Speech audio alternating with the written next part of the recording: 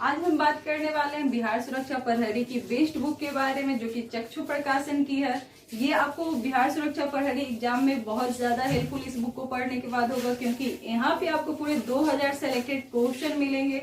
इसके साथ साथ ही आपको 20 प्रैक्टिस सेट मिलेगा। ये प्रैक्टिस सेट आपके सिलेबस के अकॉर्डिंग बनाया गया है। और सबसे खासियत इस बुक की ये है कि इस बुक में सारे प्रैक्टिस सेट के सारे क्वेश्चन को पूरे हल के साथ बनाया गया। जैसा कि आपको यहाँ पे दिख रहा होगा कि सारे क्वेश्चन को आप लोग देख रहे हो, क्वेश्चन तो दिया हुआ है लेकिन उसका हल बहुत अच्छे से एक्सप्लेन करके दिया हुआ है, जिसे आप एक बार में पढ़ोगे तो आसानी से समझ में आ जाएगा। तो जरूर इस बुक को परचेज करो। ये बुक आपको किसी भी स्टोर में मिल जाएंगे।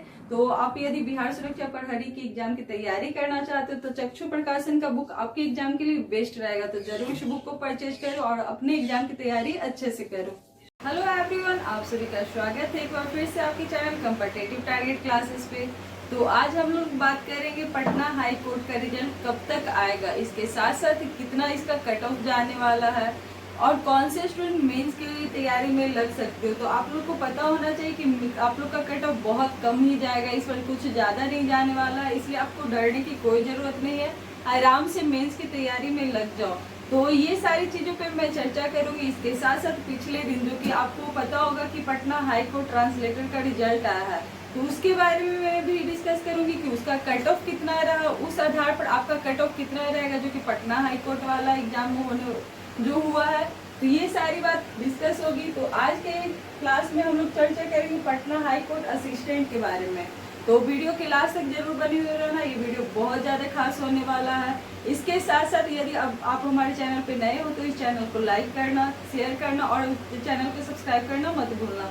तो जैसा कि आप सभी को पता है कि पटना हाई कोर्ट ट्रांसलेटर जिसका रिजल्ट पिछले दिन आ चुका है, इसके साथ साथ पटना हाई कोर्ट असिस्टेंट अभी बहुत चर्चा में है। तो इसका कट ऑफ, इसके कट ऑफ से मैं बताऊंगी। तो सबसे पहले इस पटना हाई कोर्ट असिस्टेंट के कट ऑफ और मेंस के बारे में बताने से पहले मैं ट्रांसलेटर की बात करूंगी जिसका रिजल्ट आया। तो इसका जैसे कि सिलेक्शन प्रोसेस बहुत सारे स्टूडेंट जो कि नए होंगे उनको नहीं पता होगा, तो सबसे पहले इसका सिलेक्शन प्रोसेस के बारे में मैं डिस्कस कर सकती हूँ कि इसका पहला एग्जाम तो पहले रिटन के एग्जाम होता है, फिर कंप्यूटर प्रोफिशिएंसी टेस्ट होते हैं, इंटरव्यू होते हैं। तो इसका एग्जाम कब लिया गया था? तो इसका एग्जाम 8 जनवरी 2023 को लिया गया।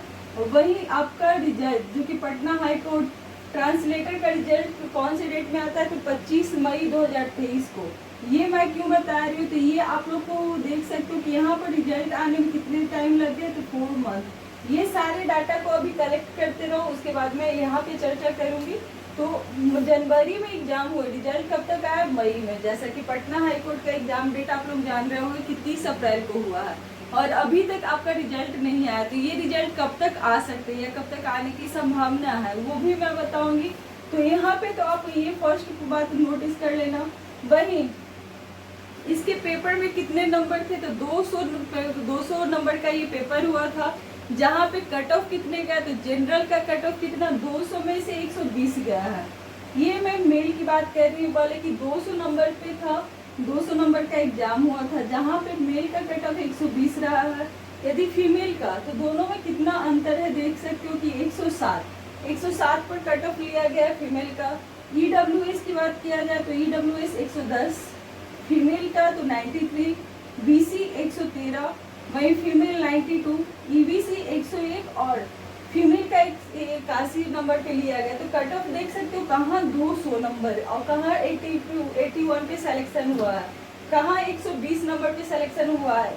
और जनरल से EWS का सबका कट ऑफ यहाँ पे मिलाओगे सिलेक्शन की कितने नंबर का यहाँ पे अंतर है। वहीं SC ST मेल की मैं बात करूँ कि SC की बात करूँ तो 200 में 89 नंबर पे लिया गया है। तो इससे आपको क्या पता चल रहा है कि हाई कोर्ट का भी कट ऑफ इतना हाई नहीं जाएगा, क्योंकि ये PT का एग्जाम है। मेंस का कट ऑफ हाई जाएगा लेकिन PT का एग्जाम का उतना कट ऑफ नहीं जाएगा। तो ये तो आपको सारा डाटा ट्रांसलेटर का था। अब मेन मुद्दे पर आती हूँ पटना हाई कोर्ट असिस्टेंट के बारे में, जहाँ पे टोटल पोस्ट के बारे में आप सभी को पता होगा कि 550 पोस्ट थे। सिलेक्शन प्रोसेस ये भी मैं यहाँ पे डिस्कस कर देना चाहूँगी कि इसका सिलेक्शन प्रोसेस क्या है। तो सबसे पहले PT एग्जाम होगा जो कि ऑलरेडी हो चुका है। कब हुआ है? तो 30 अप्रैल को। यदि इसके रिजल्ट के बारे में पता होना चाहिए कि रिजल्ट कब तक आएगा, तो मई तो चल रहा है, कम से कम ये आपका जून से जुलाई तक जा सकता है,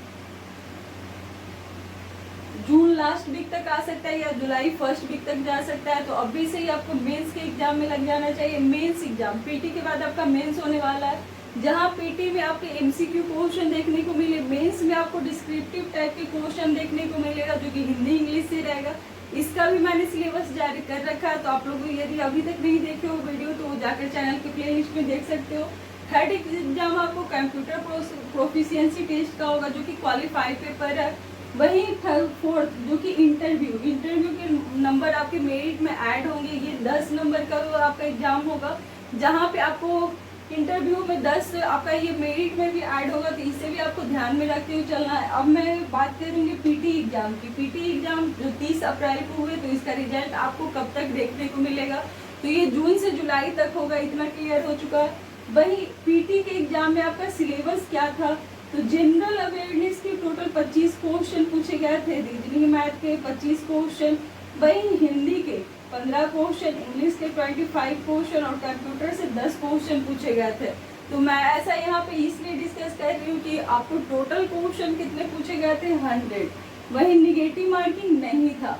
तो आप कितने नंबर इंक्रीज किए हो, जैसा कि आपको पता है कि इसका आंसर की भी आ चुका है, आप लोगों ने खुद मिला चुके होंगे कि आपका कितना नंबर आ रहा है। तो यदि मेंस में कौन कौन सा एक स्टूडेंट है जो मेंस में लग जाए, तो मेंस में यदि मेल का जिनका नंबर 75 प्लस आ रहे हो, वो मेंस की तैयारी बिल्कुल करें। आपको कोई भी किसी भी तरह का डर नहीं होना चाहिए कि आपका क्वालिफाई मतलब आप क्वालिफाई नहीं करोगे मेंस के लिए आपको 90 नंबर लाना जरूरी है, तो ऐसा कोई बात नहीं। आपका पीटी एग्जाम है, ना कि मेंस का एग्जाम है।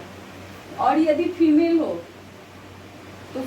तो उनके लिए यदि आपका 17 नंबर आ रहा है, 70 क्वेश्चन आपने सही करके आए हो, तो आप आराम से मेंस की तैयारी में लग जाओ। आपको कोई भी तरह का दिक्कत नहीं होना चाहिए, मतलब कि अभी से आपके पास टाइम है। आपको वो पता होना चाहिए कि मेंस पेपर इतना आसानी से क्वालिफाई नहीं कर सकते, उसके लिए मेहनत करना होगा। डिस्क्रिप्टिव टाइप के पेपर है, उसके लिए पढ़ाई करोगे तभी आपका एग्जाम क्लियर होगा। तो आप इसके आधार पर आप अपना यहाँ पे देख सकते हो कि आपको अभी से मेंस में लग जाना चाहिए। तो आज के वीडियो आपको कैसा लगा, आई होप सो ये वीडियो पसंद आया होगा, आपको सारा डाटा समझ में आया होगा कि ट्रांसलेटर का कट ऑफ कितना कम गया है। तो आपका ये कट ऑफ ज़्यादा हाई नहीं जाएगा, इतना आ रहा है तो आप लग जाओ। तो थैंक यू दोस्तों हमारे साथ लास्ट तक बने रहने के लिए।